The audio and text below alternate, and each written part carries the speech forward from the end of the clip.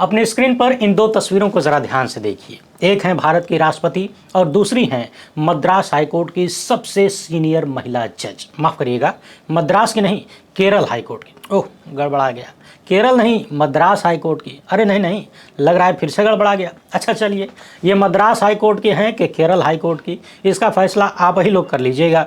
लेकिन पहले अमृत काल का अमृत गीत सुनिए।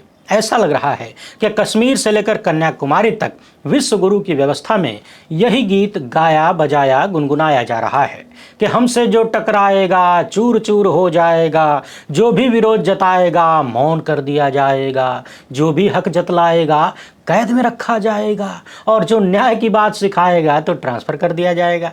जब ट्रांसफ़र कर दिया जाएगा तो वरिष्ठता खत्म हो जाएगी, शक्ति कम हो जाएगी और इनडायरेक्ट तरीके से सजा मिल जाएगी। दरअसल जस्टिस निशा बानू ने ट्रांसफ़र ऑर्डर को मानने से इनकार कर दिया और अब राष्ट्रपति ने बाकायदा नोटिफिकेशन जारी करके कहा है कि 20 दिसंबर तक जाके केरल में ज्वाइन कर लीजिए। इसी बीच मद्रास हाईकोर्ट में कुछ ऐसी घटना घटी जो अभूतपूर्व है। हालांकि ये पूरी कहानी अभूतपूर्व है, मगर इन सब के बीच आपको फार्मूला वही नजर आएगा कि हमसे जो टकराएगा छिन्न भिन्न कर दिया जाएगा। अब सवाल ये है कि भारत के चीफ जस्टिस क्या करेंगे। हालांकि अब तक तो उन्होंने वही किया है जैसी उनसे उम्मीद थी। तो आइए इस पूरी कहानी को कायदे से देखते हैं। साथ ही बात करेंगे बिहार के मुख्यमंत्री नीतीश कुमार के विवादित कृत्य की और उस पर यूपी के कैबिनेट मंत्री संजय निषाद की घोर विवादित टिप्पणी की। और उस टिप्पणी के बाद संजय निषाद ने अपने बचाव में भोजपुरी भाषा को ही लपेट दिया। उधर बिहार के मुख्यमंत्री ने जिस महिला का हिजाब खींचा था, खबर है कि वो नौकरी ही ज्वाइन नहीं करेंगी। फिलहाल इस पूरे विवाद पर भी चर्चा करेंगे, मगर उससे पहले आप सभी से छोटी सी अपील है। पहली बार है तो चैनल को सब्सक्राइब करके घंटी बजा दीजिएगा टन से। हर एक वीडियो को लाइक और शेयर करना जरूरी है, तभी आपका चैनल मजबूत होगा। इसके अलावा आपको मालूम है कि हम किसी धन्ना सेठ या राजनीतिक दल के दम पर नहीं चलते, तभी खुलकर आपके मुद्दों पर बात हो पाती है। हमारा काम पसंद आता हो तो इस QR कोड या फिर मोबाइल नंबर का प्रयोग करते हुए जो भी हो सके आर्थिक सहयोग भेजने का प्रयास जरूर करें। बहुत बहुत धन्यवाद।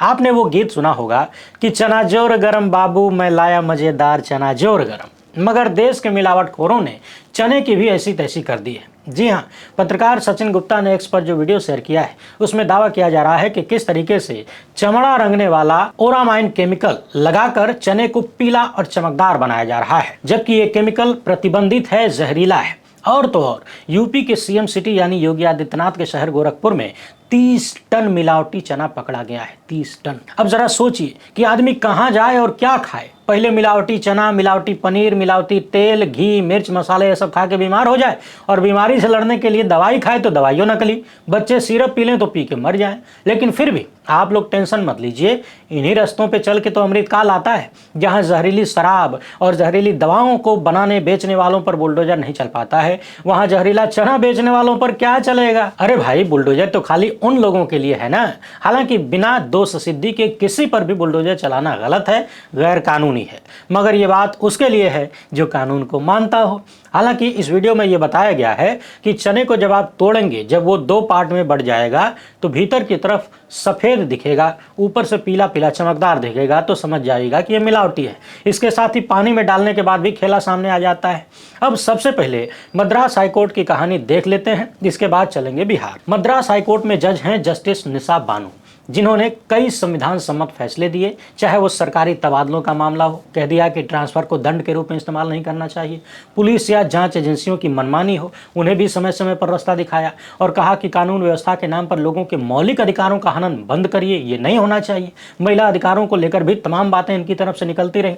सरकारी सेवाओं में महिलाओं की वरिष्ठता घटाने या प्रमोशन रोकने जैसे मामलों में राहत दिया, और कई मामलों में कह दिया कि राज्य की सुविधा नागरिक के अधिकार से ऊपर नहीं हो सकती। यानी देश में नागरिक बड़ा है, सरकारें नहीं। इसके अलावा समझने वाली बात यह है कि ईडी को लेकर, अरे वही ईडी जिसका दुरुपयोग पिछले 11.5 साल से लगातार सत्ताधारी दल यानी भारतीय जनता पार्टी की सरकार विपक्षी पार्टियों के नेताओं और उनके लोगों के खिलाफ कर रही है, इसे लेकर तमाम अदालतों ने फटकार भी लगाया है। पिछले दिनों तमिलनाडु के मंत्री सेंथिल बालाजी के खिलाफ ईडी ने कार्रवाई की। इस कार्रवाई को जस्टिस निशा बानू ने अवैध करार दिया था। इसके अलावा पीएमएलए मामले में उन्होंने कई बार कहा कि गिरफ्तारी अंतिम उपाय होनी चाहिए, हर मामले में गिरफ्तारी करना जरूरी नहीं है। यदि आरोपी जांच में सहयोग कर रहा है तब भी आप तुरंत गिरफ्तार काहे कर लेते हैं। उन्होंने ईडी से साफ साफ पूछ लिया था कि बताओ गिरफ्तारी करनी जरूरी क्यों हो गई थी। यह भी कह दिया कि ट्रायल से पहले लंबी हिरासत संविधान के खिलाफ है और ईडी के विरोध के बावजूद उन्होंने आरोपी को जमानत दी और कहा कि आपने जो किया है वो ठीक नहीं था। अब आप एक लाइन अपने दिमाग में रखकर आगे की कहानी सुनिए। इसके बाद खबर आती है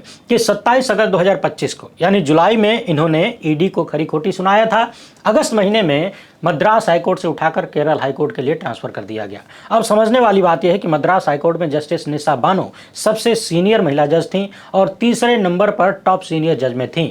और जब इनके ट्रांसफर का लेटर आ गया, इसके बाद भी इन्होंने उस ऑर्डर को मानने से इनकार कर दिया, क्योंकि ये कहानी स्पष्ट है कि ट्रांसफर कहीं न कहीं सजा के रूप में है। मद्रास हाईकोर्ट में वो कॉलेजियम का हिस्सा थी, चीफ जस्टिस भी बन सकती थी, मगर केरल हाईकोर्ट में उनकी सीनियरिटी 9वें स्थान पर हो गई। न तो कॉलेजियम का हिस्सा होती और चीफ जस्टिस बनना तो दूर की कौड़ी हो जाती। यानी जिन्होंने कहा था कि ट्रांसफर को सजा के रूप में इस्तेमाल नहीं करना चाहिए, उन्हीं के खिलाफ ट्रांसफर को कथित रूप से सजा के रूप में इस्तेमाल किया जाने लगा। अब आप तो जानते हैं कि ये ट्रांसफर सुप्रीम कोर्ट की सलाह के बाद केंद्र सरकार करती है और जब ट्रांसफर आदेश को उन्होंने नहीं माना तो भारत के राष्ट्रपति की तरफ से निर्देश जारी किया गया या करवाया गया कि 20 दिसंबर तक केरल हाईकोर्ट में ज्वाइन कर लीजिए। इस बीच एक ये कहानी भी सामने आई, जरा इसे भी देखिए। और इसे लेकर खुद मद्रास हाईकोर्ट के ही पूर्व जस्टिस GM अकबराली को बाकायदा अखबार में लेख लिखकर लोगों को जगाने की कोशिश करना पड़ा। उन्होंने साफ साफ लिखा कि मद्रास हाईकोर्ट को अपनी चुप्पी तोड़नी चाहिए। दरअसल हुआ ये कि 9 नवंबर को मद्रास हाईकोर्ट कॉलेजियम ने 6 जिला जजों के नाम हाईकोर्ट जज बनाने के लिए सुझाया था। दरअसल होता यह है कि हाईकोर्ट में जजों की नियुक्ति कॉलेजियम प्रणाली के जरिए होती है, जिसमें मुख्य न्यायाधीश और 2 सबसे वरिष्ठ जज शामिल होते हैं। यही बात निचली अदालतों के लिए भी होती है। कॉलेजियम की सिफारिश सरकार को भेजी जाती है, सरकार उसमें आपत्तियां स्पष्टीकरण मांग सकती है, लेकिन यदि कॉलेजियम अपने फैसले पर कायम रहता है तो सरकार को उस निर्णय को मानना ही होता है। तो 9 नवंबर को जब 6 जिला जजों के नाम हाईकोर्ट जज बनाने के लिए सुझाए गए तो राज्य की सरकार ने यानी तमिलनाडु सरकार ने उम्मीदवारों की योग्यता पर आपत्ति नहीं की, बल्कि कॉलेजियम की संरचना पर सवाल उठाया। वो इसलिए कि जस्टिस निशा बानो ने अभी तक केरल हाईकोर्ट को ज्वाइन नहीं किया है, यानी वो मद्रास हाईकोर्ट में सीनियर टॉप 3 जज में थी। लेकिन अभी जो 6 जजों की लिस्ट भेजी गई, उस लिस्ट को तैयार करने में जो कॉलेजियम काम कर रहा था उसमें निशा बानो नहीं थी, बल्कि उनकी जगह पर जस्टिस MS रमेश को शामिल किया गया।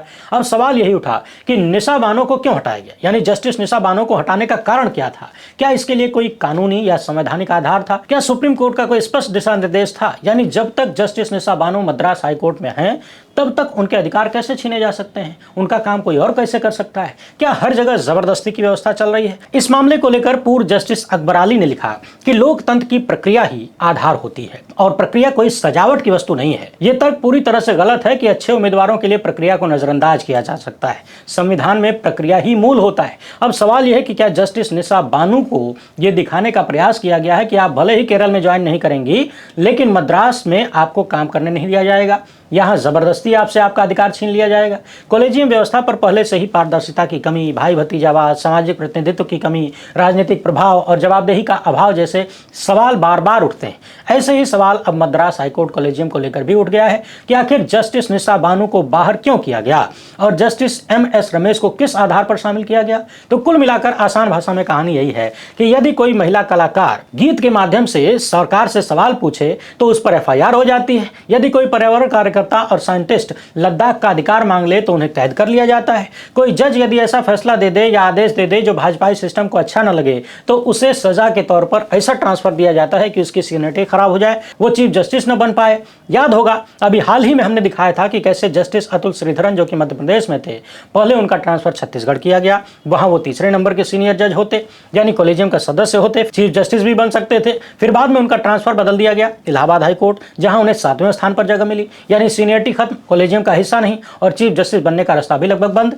इन्होंने भी ऑपरेशन सिंदूर के दौरान सेना की महिला अधिकारी कर्नल सोफिया कुरैशी के खिलाफ उल जलूल टिप्पणियां करने वाले भाजपाई मंत्री के खिलाफ आदेश दिया था। भाजपाई मंत्री ने अधिकारी को आतंकवादियों की बहन बुलाया था। इसके बाद जस्टिस अतुल श्रीधरन ही थे जिन्होंने FIR का आदेश दिया और पुलिस से कहा कि कार्रवाई करिए। इसके अलावा इनके और भी कई आदेश थे जो भाजपाई सत्ता को बर्दाश्त नहीं हुए और फिर सजा के रूप में मिला ट्रांसफर। एक जमाने में हम देखा करते थे कि अक्सर फिल्मों में भी दिखाया जाता था कि कोई ईमानदार अधिकारी भ्रष्ट नेता की बात नहीं सुनता तो उसको ट्रांसफर कर दिया जाता था। लेकिन ज्यादातर फिल्मों में भी बात डीएम-एसपी थानेदार तक ही सिमटी थी, लेकिन अमृतकाल में तो डीएम-एसपी से ज्यादा ये खेल न्यायपालिका के भीतर होने लगा है। अब आप सोच रहे होंगे कि न्यायपालिका के भीतर जो होता है उसे करती भी तो न्यायपालिका है। बात बिल्कुल सही है। अरे अपने ही गिराते हैं नशे मन पे बिजलियां।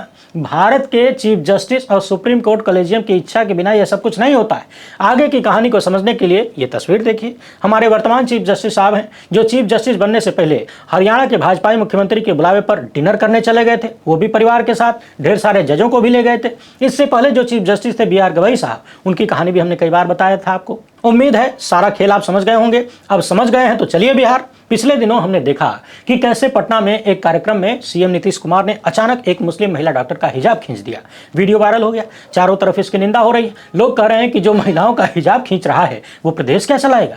सवाल हो रहा है कि नीतीश कुमार होते कौन है मुस्लिम महिला से बदतमीजी करने वाले।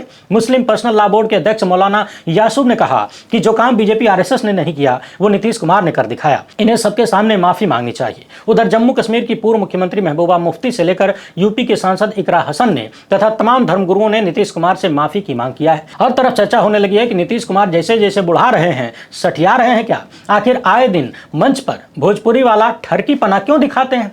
हाल ही में चुनाव प्रचार के दौरान एक महिला कैंडिडेट को गले में माला पहना दिया। इसी साल जनवरी महीने में जीविका दीदियों से बात करते हुए कहने लगे कि पहले कोई लड़की कपड़ा पहनती थी जी, अब कितना बढ़िया हो गया है, सब कितना अच्छा अच्छा कपड़ा पहन रही हैं। इससे पहले साल 2023 में विधानसभा सत्र के दौरान महिला पुरुष संबंध यानी प्रजनन को लेकर विवादित बयान दिया था। कभी भाजपा नेताओं के पैर छूने लगते हैं, कभी मौन रखने की जगह ताली बजाने लगते हैं, कभी प्रधानमंत्री का हाथ पकड़ के देखने लगते हैं, ज्योतिष बन जाते हैं, कभी तीर धनुष पकड़ाओ तो अचानक फेंक देते हैं, कभी अपने मंत्री का ब्रेसलेट लेकर खेलने लगते हैं और कभी कभी अधिकारियों के कपार पे गमला रख देते हैं। मगर इस बार हद पार हो गई। एक मुस्लिम महिला डॉक्टर का हिजाब खींच दिया। इतना देखकर आपको लग सकता है कि नीतीश कुमार ने तो बहुत गड़बड़ कर दिया जी, कुछ ज्यादा ही कर दिया। यदि आपको ऐसा लग रहा है तो आप गलत हैं। अरे एनडीए में वीरों की कमी थोड़ी ना है, इनसे मिलिए। ये हैं उत्तर प्रदेश सरकार के कैबिनेट मंत्री संजय निषाद। इनसे जब नीतीश कुमार की हरकतों पर सवाल किया गया तो कहने लगे कि अरे वो भी तो आदमी है ना, इतना पीछे नहीं पड़ जाना चाहिए। नकाब छू दिया तो इतना हो गया, इतना आप लोग सवाल करने लगे। और कुछ छूते तब क्या होता। इस पर पत्रकार ने पूछा कि आपको क्या लगता है कहीं और भी छू लेते क्या। तो यूपी सरकार के कैबिनेट मंत्री कहते हैं कि जब नकाब पर इतना हो हल्ला हो गया तो कहीं और छुआ जाता, कहीं उंगली पड़ जाती, तब क्या करते आप लोग। देख लिया आपने, मैंने कहा था ना कि एनडीए में वीरों की कमी थोड़ी ना, एक से बढ़ के एक धुरंधर है यहाँ पे। उत्तर प्रदेश के कैबिनेट मंत्री संजय निषाद का कहना है कि नकाब छू लिया तो इतना हो गया, आप लोग इतना सवाल करने लगे, और कुछ छू लेते, कहीं उंगली पड़ जाती, तब क्या करते। यानी ऐसा लग रहा है कि एक महिला का अमृतकाल में कोई अधिकार ही नहीं है। उसका शरीर नहीं बल्कि खिलौना है और ये लोग राजा हैं, जैसे इच्छा होगी खेलेंगे, जो मन में आएगा वो करेंगे, नकाब खींच लेंगे, कहीं छू लेंगे, उंगली लगा देंगे। अब जब इनकी विवादित बातों पर सवाल होने लगा तब इन्होंने भोजपुरी भाषा को हथियार बना लिया और कहने लगे कि हमारे यहाँ जब भी किसी बात को टालना होता है, खत्म करना होता है, तो लोग कह देते हैं कि चलो इतना ही न किया, उतना तो नहीं न किया। और ये बयान भी ऐसा लग रहा है कि आगे किसी ने लिख कर दिया है और मंत्री जी उसको पढ़ रहे हैं। बाकी अमृतकाल में ये सब छोटी मोटी घटनाएं हैं, ज्यादा टेंशन मत लीजिए। इसी बीच खबर आ गई है कि सीएम नीतीश कुमार ने जिस महिला डॉक्टर नुसरत परवीन का हिजाब खींचा था उन्होंने बिहार छोड़ दिया है। अब वो परिवार के साथ कलकत्ता चली गई हैं। 15 दिसंबर को जब ये घटना हुई इसके अगले दिन ही नुसरत ने बिहार छोड़ दिया। दैनिक भास्कर लिख रहा है कि वो पढ़ाई में बहुत ही अग्रणी है, डॉक्टर बनना उनका सपना था। खबर है कि वो बिहार सरकार की नौकरी अभी ज्वाइन नहीं करेंगी। जाहिर सी बात है, आप थोड़ी देर के लिए इस घटना को अपने परिवार की महिला के साथ जोड़कर देखिए।